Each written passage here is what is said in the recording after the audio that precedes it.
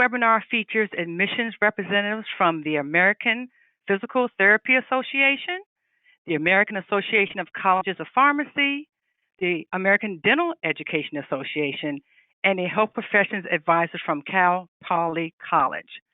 The presenters will provide great tips and suggestions on how to craft a well-written personal statement. So get out your pen and pad and get ready to take good notes. At the end of the webinar today, we will ask the presenters a few questions. If you have any questions, write them down and reach out to the presenters after the webinar. The webinar will be recorded and available for everyone by the end of next week. So without further ado, the first presenter is a physical therapist at Southwest Baptist University, Stephen Lesh.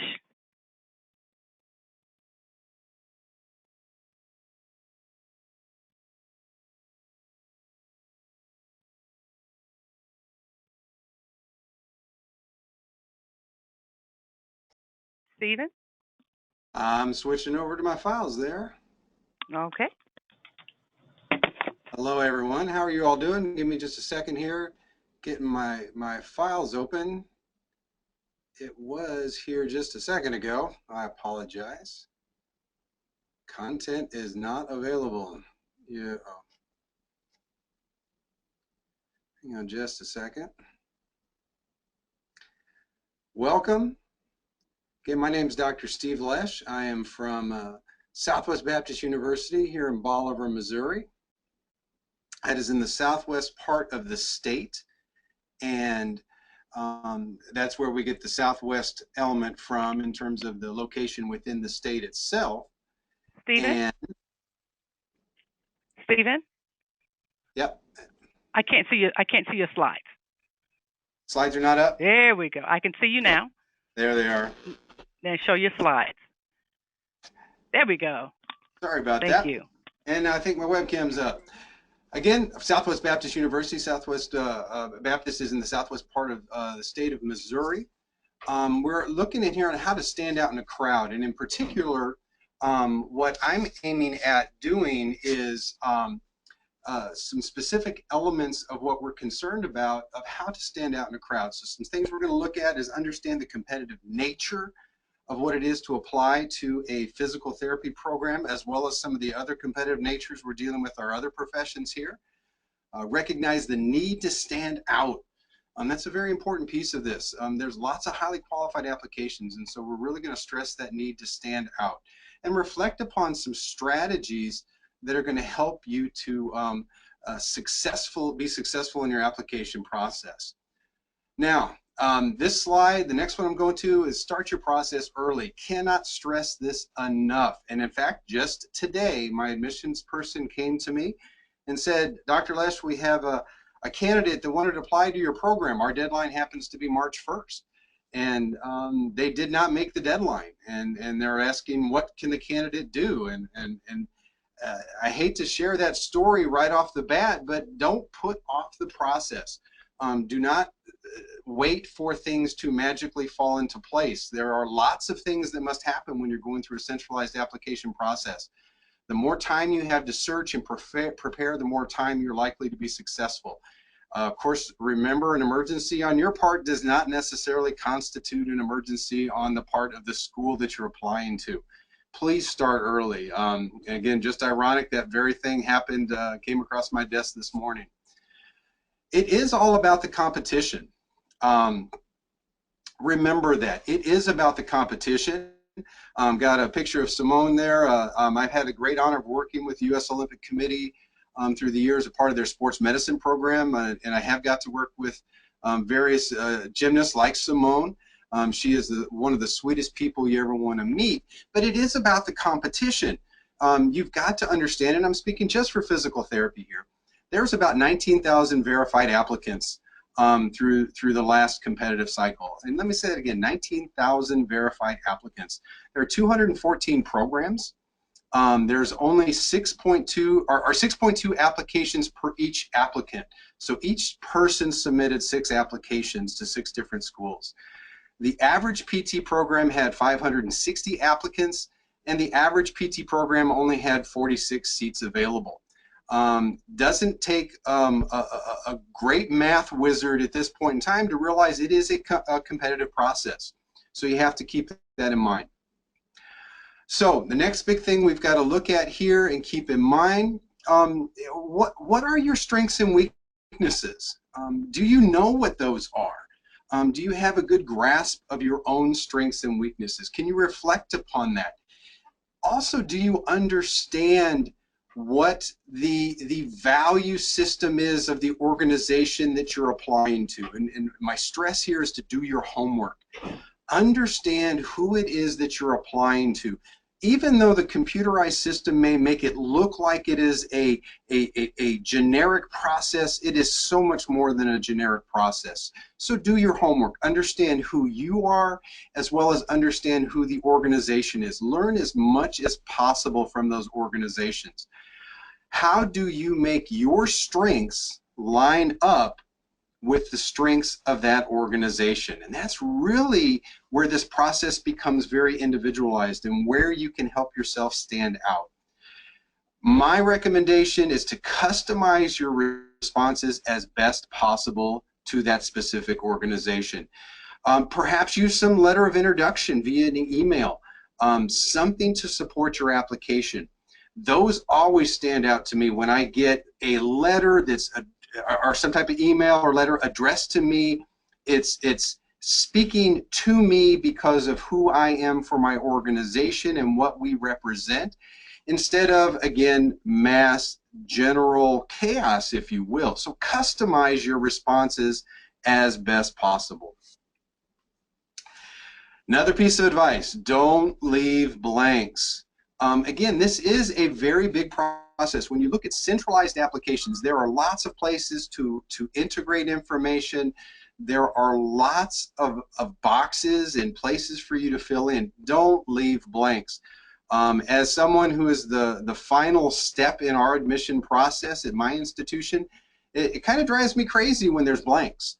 And to me, that's a missed opportunity for that candidate to stand out in that crowd. So don't leave blanks. You find some opportunity, something that is related to the question or the information that they're asking. For example, one of the things that I see frequently that is left blank is honors and awards, or organizations that they're often a member of. And again, it's possible that they've had no honors and awards, but I think most people can dig deep and find something and use that as an opportunity, again, to communicate your uniqueness in this process. Again, your fit is what you are trying to line up now. What are your strengths to that organization, and what makes you that superlative fit? You know, what have you accomplished? And build on the momentum of things that you have accomplished to let your light shine through in that crowd. My advice is make sure you're well-rounded. Again, if you're going to the last minute and you're getting things submitted at the last minute, this may be difficult. But as you're building towards this application process, make sure you're well-rounded. What have you done besides being just in the classroom themselves? Clubs, leadership positions, volunteerism. There's great opportunities, and everybody can volunteer for something at some point in time. What have you done in terms of service and service of others? And so look for those opportunities. They will make you stand out. Network. Use your network. Take inventory of what your personal and professional network is. Identify those people that can help you at some point in time. Again, in my opinion, candidates always stand out from a crowd when we get notes from alumni. Again, the very thing just happened again today. I get an email from an alumni introducing me to a candidate that they know, said, hey, keep an eye out for this application when they come your way. And that is a process of networking and helping that person to stand out. And we have great value of our alumni, and so it's easy for me to go put a note in that person's file that you know, this alumni said, hey, this is someone to really stand out. So use your network, figure out who those people are and what those connections are, and you will be amazed that how many degrees of freedom there are that you can quickly find someone at that organization that you may know, particularly alumni. Another advice here, again, I'm in Missouri, and it's kind of a saying we have here in Missouri, fish from a different pond. This is a piece of advice I want to give out to everybody.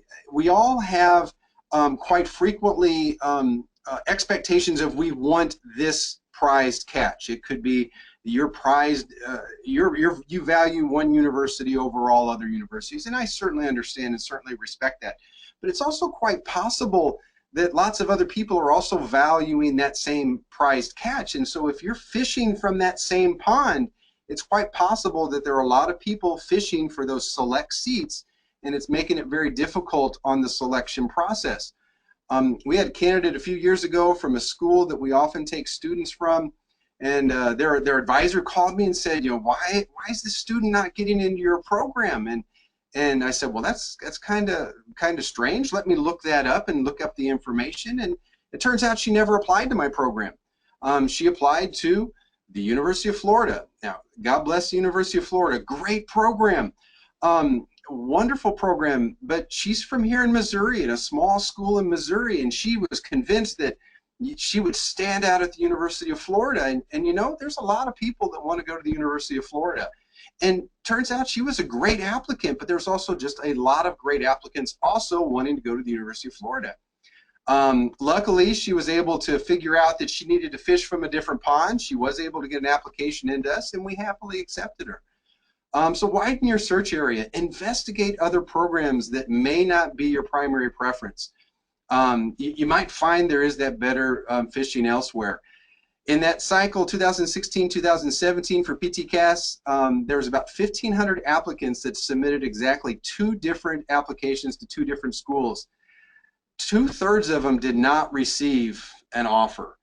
I don't know, I don't have that direct information, but I highly believe that there's a lot of people on that list that may have been great fits for other programs if they just would have looked. So communicate efficiently. When you get emails from your potential admission staff, check your messages often. It's a very difficult thing when we want to get a hold of somebody, but we don't hear anything back. Be ready to communicate. Check your messages often. Check your email. Be professional in how you speak, how you present yourself. Don't become frustrated if they don't go your way, and by all means, always say thank you.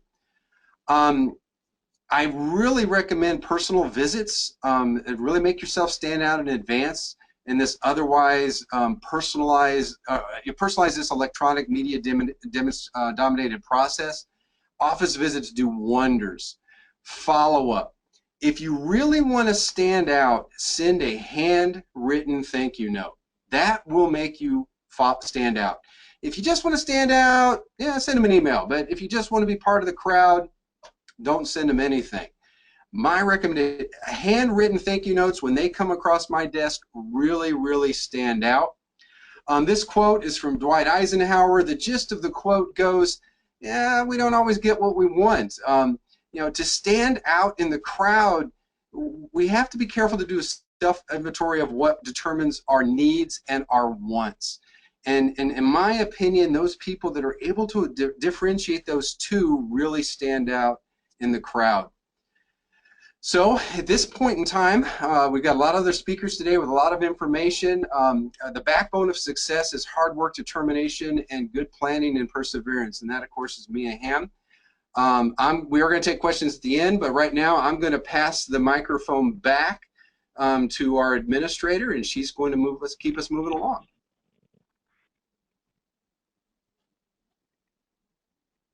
Well, thank you very much. Okay. All righty. So our next presenter today is from the School of Pharmacy, Cedarville University. His name is Jeff. So I will pass the mic over to Jeff.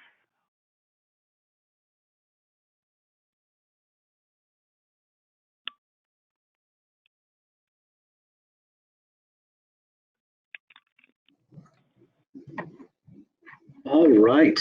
Let me get some PowerPoint here.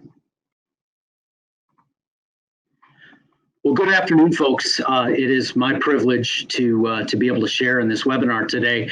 I hope things are going well for you. Thrilled that so many of you are interested in figuring out how to do this well. Today, what I hope to share with you is really a continuation of what Dr. Lesh shared with you, and that is that detail of figuring out how to do some of this personal branding and even some of the networking that he talked about there.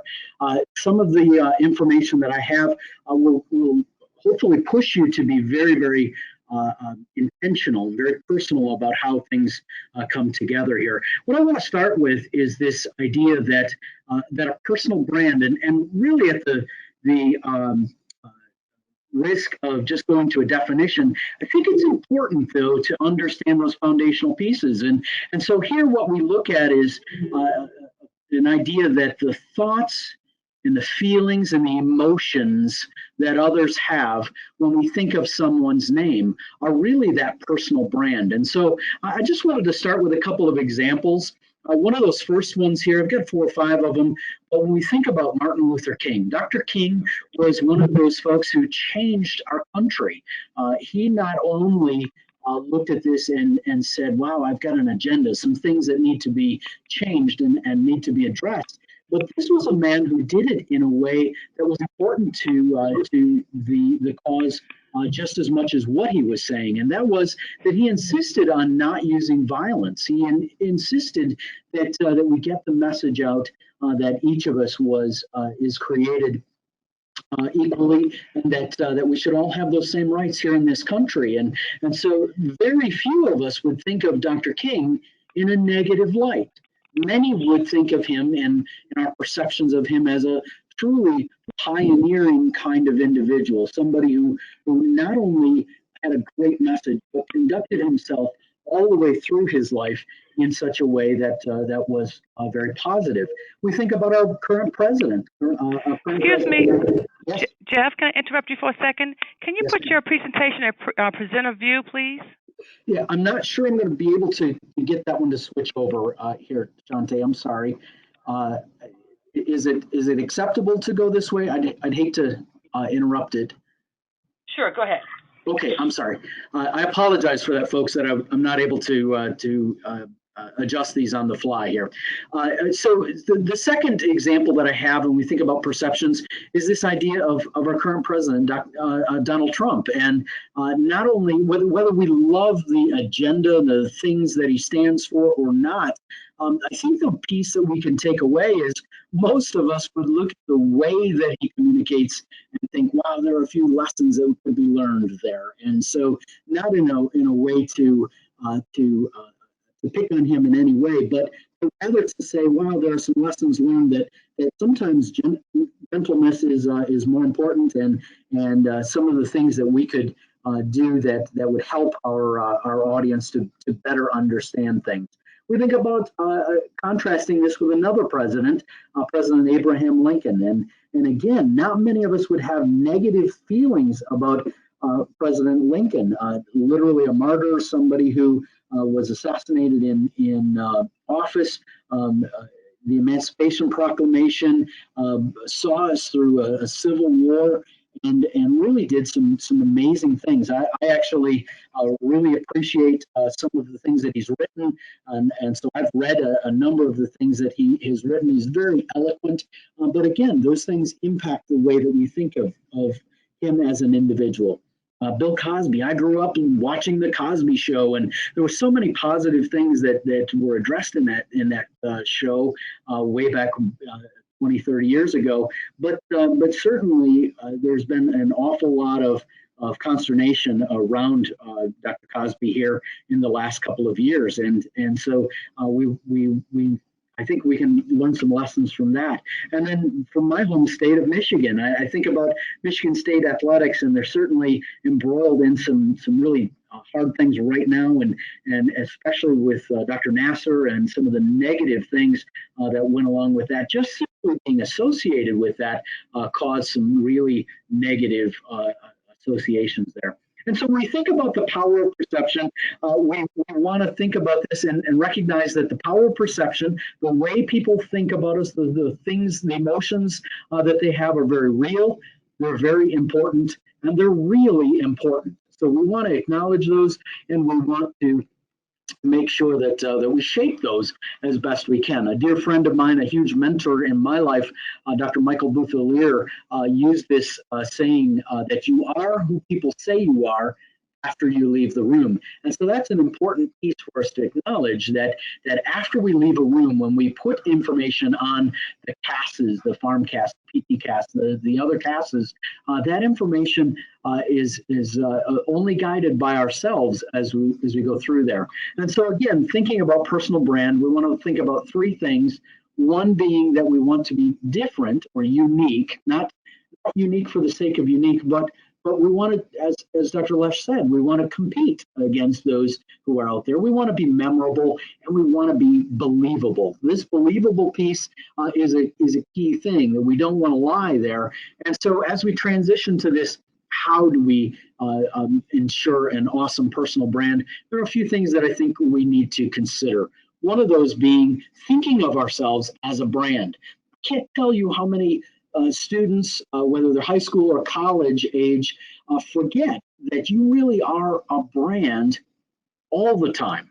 You can't just put together a binder or a document and send it to us without us actually looking at who you really are. Many times when we apply for jobs or for positions in a school, we're going to audit your online presence. We're going to look to see what kinds of things you have posted. Most of us are aware that the things that we post out there are permanent, and they're really, really difficult to remove those. And so we think about ourselves as a brand and how we want to come across, and we start to make sure that that bleeds through in everything that we do. We want to produce value, making sure that as we consider where we might go, that we actually are helpful to that organization as well. And then we want to be purposeful. And then, as Dr. Lesh said, even related to alumni, we want to associate with strong brands. One of the questions that I often ask candidates is, boy, where have you worked? Where have you shadowed? Where have you spent some time understanding what it is that you're trying to get into? And so I'm going to ask for names. I'm going to ask for details there. So here's your assignment, if you will, that if you're really going to take this seriously, the next two slides are really the end for me. But I want to emphasize that writing this down, actually taking the time and considering this an assignment, writing a paragraph, as I say in the yellow box at the bottom there, writing a paragraph that emphasizes your specialty and your key talents, etc. So at the top, there are 3 or 4 or 5 things that I've listed there, one being the core values. What is it that you stand for? And I can tell you that the core values that I've listed there in the upper right-hand corner of character and global focus and leadership, etc. I promise you, those are the things we're going to be looking for as a student applies to our program. I want to know about your passions. I want to know about your talents. Some folks look at this and say, wow, I was a soccer star, right? I played on a worship team in a church or something like that. I'm telling you, those are important things because they help us to see that you are focused on something well beyond just yourself. And then just pulling it together here at the end, as I challenged you in the last slide, write it out.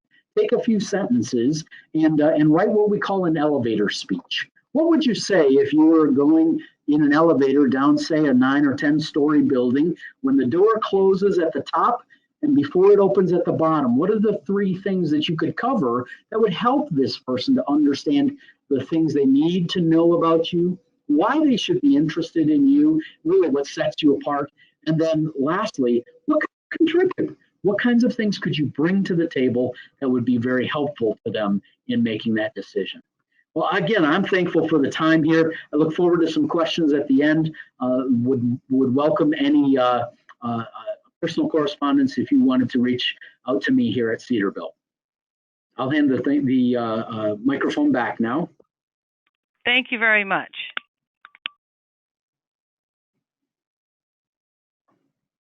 And I just have to find it here. I'm sorry. Change presenter. There it is. Thank you. can go ahead. Thank you very, very much, everyone, for your patience. Thank you, everyone. Good afternoon, and I do apologize for the little technical difficulties. And thank you so much for joining us today. I'm very excited to talk to you about how to create your personal statement. And I would like to start with this quote that says, "The art of writing is the art of discovering what you believe." My name is Dr. Rosa Chaviano Moran. I'm the Associate Dean for Admissions at Rutgers School of Dental Medicine, and I do practice. I am a clinician, a faculty member, so I have been through this process. Next. So what about your personal statement? You had two wonderful speakers prior to me, letting you know how important this is going to be, because we want to hear your voice. We want to see your perspective when you're applying to our programs. That's going to be, when you're writing this personal statement, is going to be the best opportunity for you to let us know, the admissions committee, hear who you really are.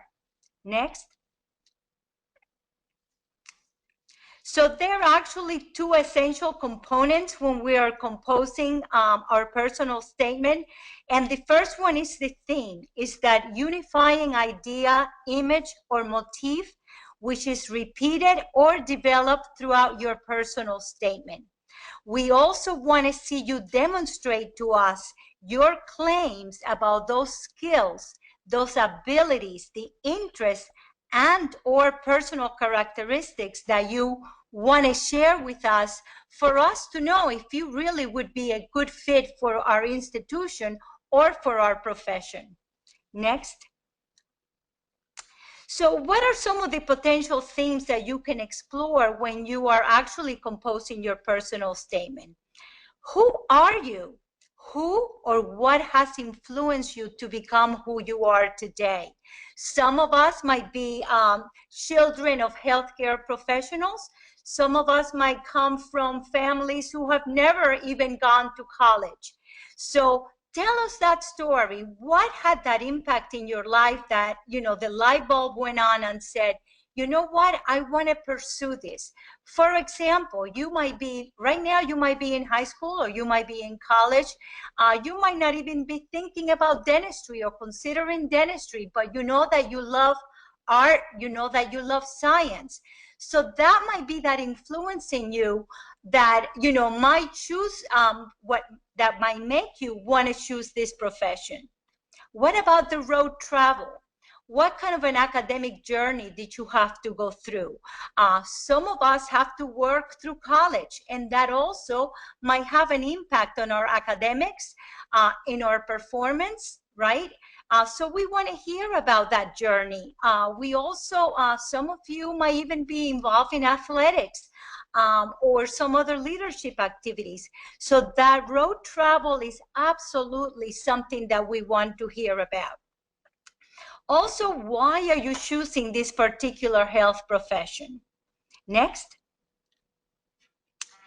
So now we've talked about potential things. What about demonstrating to us why is it that you're interested in this? For example, how did you become interested in this health profession? Some of the personal statements that we read, they say, oh, it was the first time I went for my braces. And, you know, going through all of that process of having braces and seeing the end product of having a beautiful smile had such an impact on me, knowing that I could change somebody's life just by doing something like that. So that's an example of something that you can demonstrate, that you can tell us about. What have you done to research this field? Because one thing is going to the orthodontist and having this beautiful smile, but is that really what it entails? You got to make sure that you need to shadow, that you need to explore, to make sure that this is what you want to go through. A lot of times we talked about, you know, being a pediatric dentist, or once again, going back to orthodontics. A lot of prospective students that are interested in dentistry, those are two of the careers, the specialties actually that they talk about. but you still have to go through dental school. You still have to go through the dental school process. So make sure that you have researched what you're getting yourself involved in. So also, how do you envision yourself as the particular healthcare provider? Whether it's pharmacy, whether it's physical therapist, which is also something that that you might want to explore. So for all of us that are participating in this webinar today, it's about exploring. It's about knowing that maybe it might not be just one particular health profession. Explore different health professions to make sure that you are choosing the right one that will would fit your goals. And also something that's going to be important to a lot of us is, what have you done to demonstrate your commitment to helping others? Because that's also the component that's going to go as far as being a healthcare provider. You got to make sure that it's not just about attaining this goal, but it's about what you have in your heart and about having the privilege of taking care of other human beings. And that's something that's going to be very, very important to all of us. Next. Other things that you can demonstrate when you're writing your personal statement. Those special experiences, what kind of internships, what kind of community outreach, mission trips, research endeavors that you might have been involved in. All those experiences are going to be able to demonstrate, to solidify to that admissions officer that's reading your personal statement that it is true that you have committed yourself to truly research and see if this is a good fit for you and that you would be successful in this chosen profession. Also, you can talk about the challenges that you have overcome to reach your goal of becoming this health professional that you are admiring to be. What other experiences have influenced you in choosing the particular health profession? In addition to that, what other special talents or leadership skills do you have that you feel will make you a good fit for our schools, our particular schools, or for the particular health profession? Next. So here are some tips that we would like to share with you. Try to be specific. Be honest. Make sure that you're clear and use direct language. Do not exaggerate, please. A lot of times, I know that a lot of you are very passionate, but it becomes a little bit of a hyperbole when you're talking about some of the things that you have done. So it is important, once again, that you do not exaggerate and you have a professional voice when you're writing your statement. So proofreading is something that's going to be critical and extremely noticed. I will share with you that there are many of us in this in our roles as admissions officers or healthcare counselors and advisors that would be happy to read your personal statement and give you some feedback. So please make sure that you use us as resources. Some of my prior colleagues in the previous presentations were talking about, connecting with us and talking to us, reaching out to our offices. Don't hesitate to do that.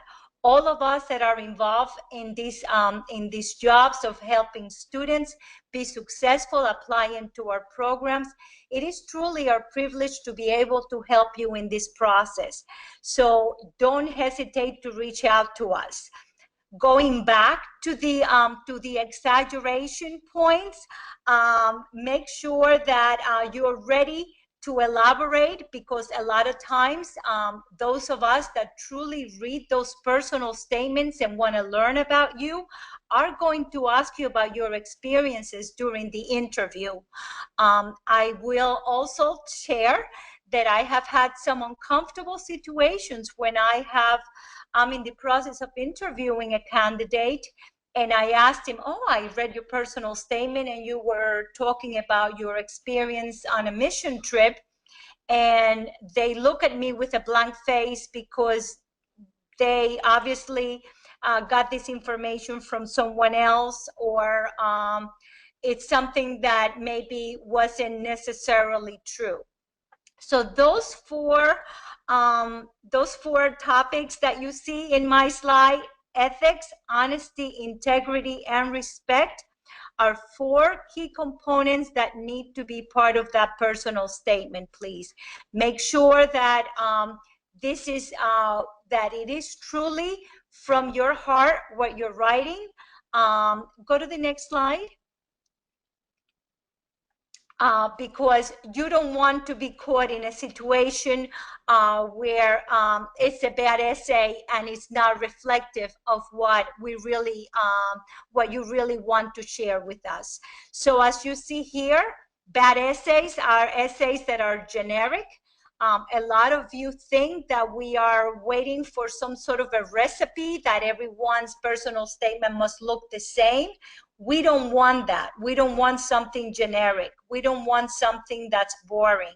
We don't want something that has grammar or spelling mistakes, because this is all unprofessional, and you are aiming to be a professional.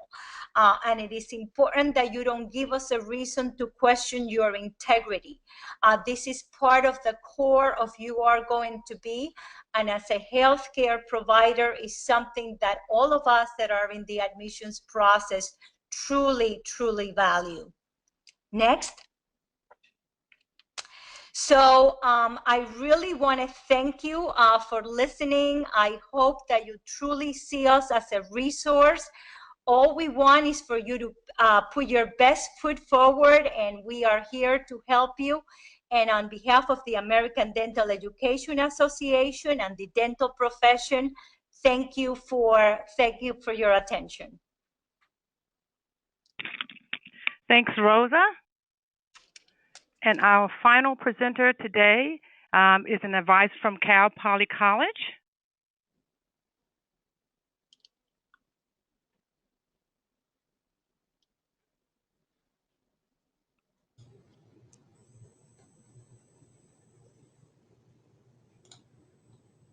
All right, am I all set up? Yes, you are. Okay, great. Hi, everyone. My name is Megan Ferrier-Nolan. I'm a health professions advisor at Cal Poly in San Luis Obispo. It's on the central coast of California, about halfway between LA and San Francisco. And I want to echo everything that the previous presenters have discussed. It's all really important and relevant information. I'm going to give my own unique spin on that, and then give you some ideas for how to get started brainstorming for your personal statement. So to start, so all of the previous presenters are actually admissions committees. I myself am not, but like each of them said, these are the things that the admissions committees are looking for. So essentially what it comes down to is, why do you want to be a physician, a dentist, a pharmacist, a physical therapist? So you want to make sure you address that in your personal statement.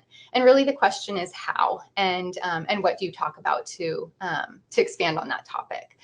So things that you want to discuss are how you've tested your interest in that career. What have you done to see if it is a good fit for you. And so you really want to make sure that you're addressing a lot of these things in your personal statement. This might come up in research. It might come up with service experiences. It might come up with shadowing. So you want to address some of these things, and it could be a combination of all of those, or you might focus on just a few of those. Another thing that's really important is to discuss how you're going to be an asset to that profession. What are you going to bring to that profession? And so you really want to think about, what is it that you are going to bring? And you might not know that. And that's, I'll talk a little bit about how you might figure out what that is for you. So how to write, what do you want to do? How do you come across, how do you accomplish those goals that I was just talking about and all the other presenters have discussed? So really what you want to do most is tell a story. Rosa was talking about how you don't want to be boring, and telling a story is a way to make sure that you're not boring. A lot of times I'll read personal statements, drafts of students, and they'll say, when I was volunteering at the hospital, I saw these physicians or nurses connecting with their patients, and I was so inspired by that. And that's great. It's good to be inspired by other people and professionals in your field. But what might be more unique to you is writing about how have you connected to another person, whether that's through an experience tutoring or if that's through volunteering at maybe a homeless shelter, or maybe it's even connecting with your research advisor. How do you connect with other people? So like Rosa said, be specific. You want to show, not tell. And one of the things that's going to be important is this idea of a growth mindset. This is a very hot topic in education these days. And growth mindset, if you haven't heard of it, is how do you adapt and learn from mistakes? And how do you change for constant self-improvement? One of the American Medical Association or American Association of Medical Colleges core competencies is being a lifelong learner is what I call it. And so that growth mindset kind of ties that in together. You want to talk about your character and your values, and what you want to do is talk about your experiences, but how your experiences have helped you define those characters and values. And lastly, one really important question as you're going through drafts of your personal statement, a good question to ask yourself and to ask people who you have read your personal statement is, would you choose you to be your health professional, your physician, dentist, pharmacist in 10 years? Because really that's going to get to that question of who are you, what are your values and character, and how do those align with the professional field that you're applying to? So like the other presenters, I have some quotes for you.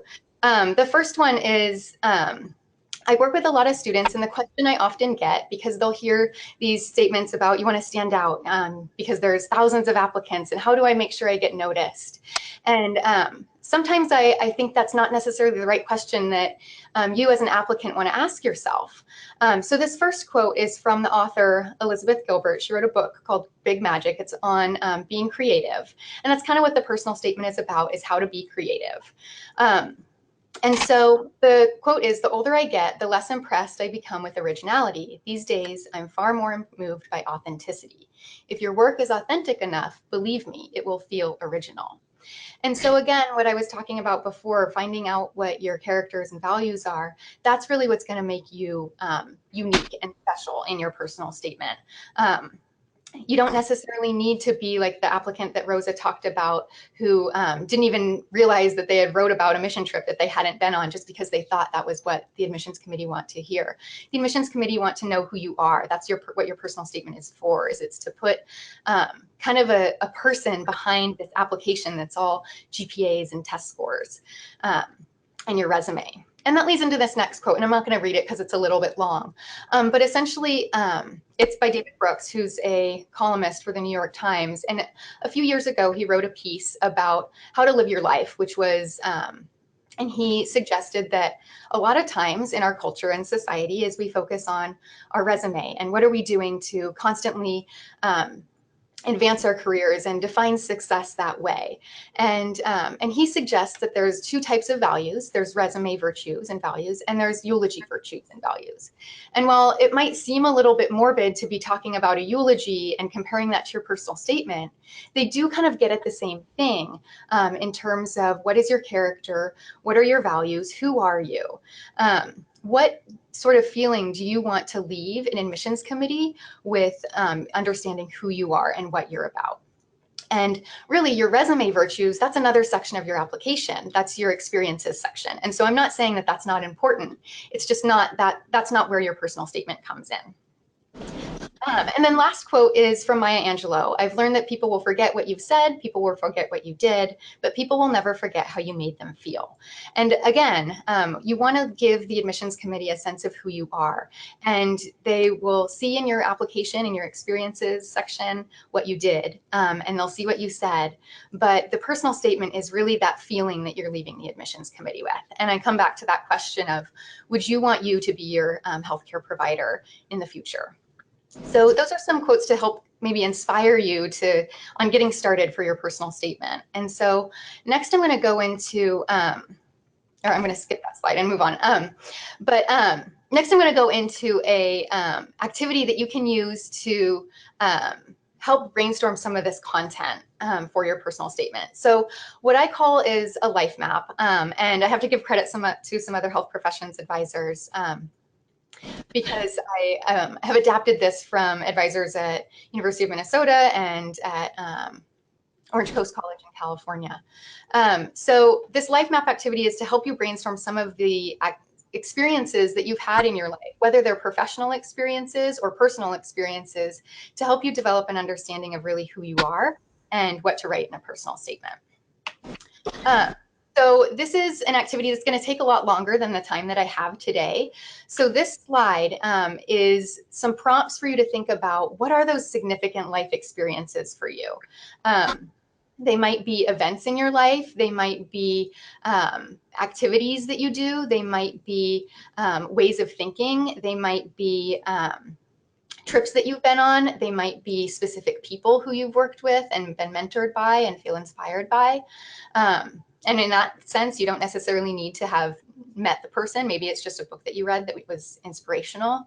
It might be an activity that's associated with an object, like books if you enjoy reading, or computers if you're a technical person, or other activities related to that. So what you want to do with these prompts is make a map, and you're going to use an entire sheet of paper, and you're just going to jot down, and I'll show you an example on the next slide. What are these significant life events for you? So maybe it's a pet, and that was something that that had a big impact on you. And so you could draw a little picture or write just your pet's name on one section of the paper. And then maybe you had a mentor when you were in high school or college that you really identify with and feel inspired by. And so you write that person's name. Maybe you went on a trip, or maybe you did a study abroad program, and that was a significant experience for you. So you'll do that, and here's an example of what that looks like. And you'll get this presentation emailed to you next week, so you'll see what those prompts are, and you can take some time to do this. And you want to take, I'd say, maybe like 20 minutes at least, 20 to 30 minutes to really sit down, put some music on, get in that creative mindset and mode to be thinking about what are these life events for you, and put that all together. It might look something like this on this slide. Just use 1 or 2 words. I often tell students to even not use words and just draw a picture, just again to get your brain in that creative mindset. So this is an example of something that I just made up. Of a potential student, some things that might be significant for a student in their life, specific people and their names, specific activities like camping or baking cookies, some professional experiences and activities like working at the blood bank. So you have to figure out what those things might be for you. And try not to censor yourself. Again, going back to that being authentic. Don't worry about what other people are putting on their life map. This is about you. And you don't necessarily have to share the life map with anyone. It's just between you and yourself. So then what you'll do is you'll end up with something like this. And then what you want to do is look for connecting the dots and identifying themes. And so so what you want to do is what words or pictures kind of have a similar idea. And you want to, what you'll do is, here's some themes. And again, you'll be sent this presentation so you can come back and see these themes when you get the presentation, or you can take a picture or a screenshot. But these are some themes that might connect some of the prompts from the previous one. And so what I would suggest is use a color or a shape to connect those things. So maybe you had 2 people who were important to you. Maybe you were mentored by someone, but then you also tutored, and you really made a connection with someone who you tutored. And so maybe mentorship is a theme for you. Or maybe service is a theme for you. Maybe you volunteered at the homeless shelter, but you've also volunteered at a hospice care facility. So so maybe service is something that's important. I've also listed as themes the competencies for the American Association of Medical Colleges, because you might use some of those things as themes as well. So this is what your map might look like after you've identified some themes. So red is the color for being outdoors on this map. And so you might then have another color that's like yellow for mentorship, and you might have a color that's green for service. And so that's what you'll start to get brainstorming some content for your personal statement. And then what you want to do is identify 3 to 5 strengths, themes, or threads, and think about, is this a good place to start? And think about, how much do you identify with your themes? You're not going to be able to write about all of them. Personal statements are not very long. And so you have to think about, which ones do you identify with most? Which ones do you feel like define who you are the best? Because again, your personal statement really does have to be a picture of who you are. So, so with that, then what I recommend doing is to start writing. And so these are some free writing activities. The free writing and the looping are the ones that I'm going to focus on. Free writing, if you haven't done that, is to take some time and just write words, just brain to paper, and you just start writing about the topic. So you'd write about the theme, maybe it's mentorship, and you just write about that for 10 minutes, and you don't lift up the pen, you just keep writing even when you don't know what to say anymore. And then with looping, what you do is, after you've finished the first free write, you go back and read it and highlight the most interesting idea, word, phrase, sentence, and then free write on that, and go through a few cycles. And that might help narrow some stuff down for you, and it might also help you identify new themes that you hadn't previously thought of. And then there's other free writing activities like clustering and mapping, and you might get to outlining when you're developing more structure for your personal statement. So I hope that helps with getting you started on putting some pieces together and ideas for your personal statement.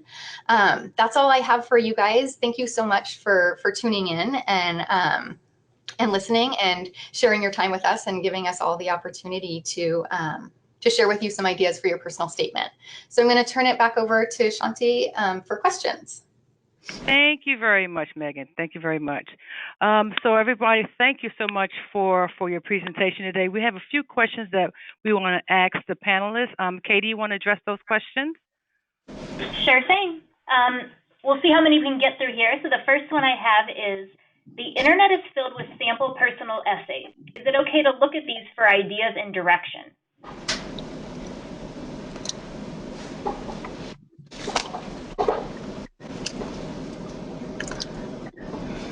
Turn your mics on. Steve, it looks like, yeah, Steve, don't forget to unmute. There we go. Is it coming through now? Yes. Yes. I'll take that. The sample, the internet can do a lot. Cutting and pasting is not something I'm a big fan of. And you heard it today in the theme we were talking about. Let your story shine through. And I think that was a theme of all 4 of the speakers that were going today. We do, at my university, we actually ask custom questions, and so we do that on purpose to kind of filter out those that are cutting and pasting and buying their essay online. And again, I am the final judge in our process. We have a lot of people that look at the essay or the applications. I'm the final one that looks at that. Your essay is your chance to tell your story. Let your light shine through. So taking someone else's words, I'm not a big fan of that. So that's my opinion, at least. Jeff, you got any ideas? Yeah, I would just add that looking at other folks' sample personal essays and things may be a really good way for you to get started, to take a look at some of the structure, some of the things that maybe they've included along the way. But boy, oh boy, we want to, as Dr. Les just said, first of all, you want to be authentic, you want to be creative here, but we want to avoid anything that looks like plagiarism. Because again, we as an organization, but not just my institution, the CAS groups use some software to ferret out some of the plagiarism that's there. And I'll tell you that if you're stealing someone else's ideas and putting them forth as your own, it actually causes us to look at you in a very, very negative light and say, boy, we have good reason not to include this individual. So I would say you'd want to use that simply as a way to get an example. Great, thank you both. Next question here. I didn't get accepted last year, but I feel that my personal statement was strong. Is it okay to use the same essay, or is it recommended to update my essay?